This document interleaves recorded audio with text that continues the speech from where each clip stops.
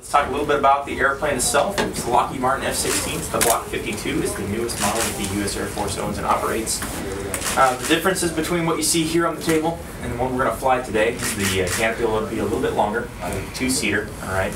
So they put the back seat in, but to do that they had to take something out. So they removed part of the internal fuselage fuel tank. But to make up the difference, they strapped an external gas tank on the bottom of the airplane for us today. So really, those are the only major differences between what you see here on the table and what we're going to fly today. This is the C model, the single seater. We're going to fly the D today for the two-seater. But it can still do everything that the C model can do. So when we get out to the airplane today, we're going to walk out there. The canopy's going to be up. We're going to have you climb up the ladder, and we're going to get your hero shot there standing on the ladder. Photographers will tell you how to stand there and get your name will be on the canopy, so we'll just have you stand there and take a couple photos real quick. We'll get you back down, and we'll walk over to the left wingtip here. We'll grab your harness and your G-suit that you got fit for this morning. Put your G-suit on first, put your harness on, get everything strapped up there, and then we'll get you back up into the cockpit. Climbing up the ladder, just go and climb like you would any kind of household ladder. When you get to the top, you're going to see the black, looks like a dashboard, it's called the glare shield. On top of that, there's going to be a handle that you can grab onto with your hand. So the left hand on that handle there, and then you can put your right foot in on the seat. Go ahead and step on the seat.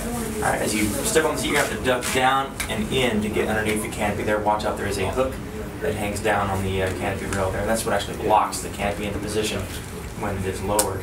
All right, so watch your head, watch your back on that as you get in the airplane. Put your right foot on the seat, left foot on the seat, and once you're in there, you can go and put your hand on the canopy rails themselves and lower yourself down with left leg, left leg hold, right leg, and right leg hold. Go ahead and sit down. Once you're in the jet, the crew chief will climb up the ladder and help you strap in. So don't worry about learning how to strap in all the things you need to connect the strap in. We'll teach you how to unstrap in case we have to get out quickly, but they'll help you strap in and make sure you're good to go. All right, sir.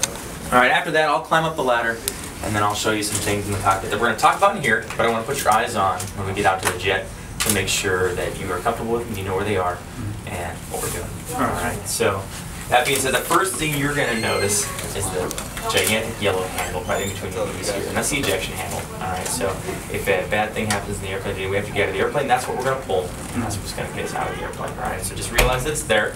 All right, it'll be safe on the ground, all right, so we'll have it locked on the ground. To lock it, it'll be in the upright position, but there's a lever on the left side of your left knee. All right, so outside your left knee, it'll be in the upright position. That's the ejection arming lever, and that's how I'll call it today in the jet.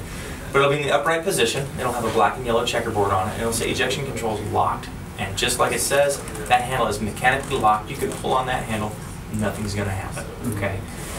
When we get ready to take off today, I'll tell you to go and arm your seat in the back. You can take that and lower it to the down position, and it'll say ejection controls armed. Now that handle will be hot. But on the ground today, we'll have that in the safe position. All right. So just know that they're there. We'll talk a little bit more about them here in a little bit. All right. All right.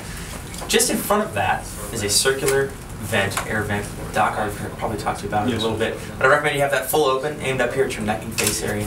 Help cool you down while we're out there doing our maneuvers out there. You're going to be working out there today, pulling some G's. Your blood will be moving. You'll be sweating a little bit. It's a workout.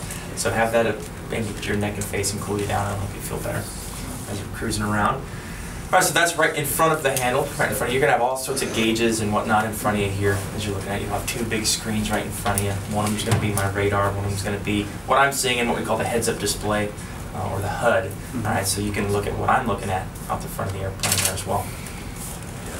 Over on the right-hand side, against the sidewall of the airplane, just aft of the instrument panel, right, there's a little silver toggle switch. And I'll show you where it lives because it's kind of hard to see. It kind of hides behind the control stick, which is on the right-hand side.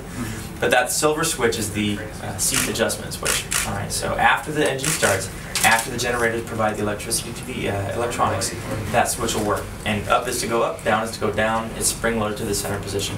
So once the engine's online and the generators are online, I'll say, you can go and adjust your seat in the back. You can go and move that up and down until it's in a good spot. Now what I recommend you do is take your left fist, put it up on top of your head, all right, and motor the seat up or down until the canopy is touching the opposite side of your fist here. So the helmet on this side, canopy on this side, fist in between. That's a good distance between you and the canopy to get you up high enough so you can look around and really enjoy the visibility outside of the bubble canopy of the F-16, as well as keep you down low enough that we're not going to be knocking your head around on the canopy as we're doing all of our maneuvers today. Sound good?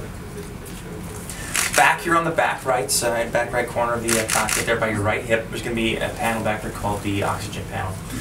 And that is the panel that allows you to breathe through your mask while we're in the jet today. Now, all day today, we can fly around without a mask on. Cabin pressure, the cabin altitude today is going to be between 8,000 and 10,000 feet. You'd have no problem whatsoever. But we're pulling G's today, so we want to have that oxygen readily available to us. We're going to fly with our mask up, all right? And this panel is what's going to allow us to do that. There's 3 switches on it. The furthest one away from you is purely the on-off lever, and it's a green one. It's the green switch. So on is good with that one. If it's off, it'll be self-critiquing because you won't breathe in through the mask. So when the switch is in the on position, you have your mask up, you can breathe in, breathe out, just like you are right now, and be just fine. In the off position, you can breathe out, but you can't breathe in. Okay, so just be aware. All right, we'll talk about contingency here in just a second with that. The middle switch is the white one, and that's probably the one the doctor talked to you about a little bit. It's the diluter switch, or the oxygen diluter. All right, it'll be in the aft position today, which is normal. All right, and it says norm on it. All right, and that is purely just meaning that you're breathing a mix of the cockpit air and oxygen from the tank. Okay. No big deal. If at any point today you start feeling queasy or you feel like that linebacker that just got down, running 100 yards down the sideline and now he needs to get a little boost of oxygen, go and reach down, go and throw that to 100% oxygen. And that's the forward position for that white switch. And you'll get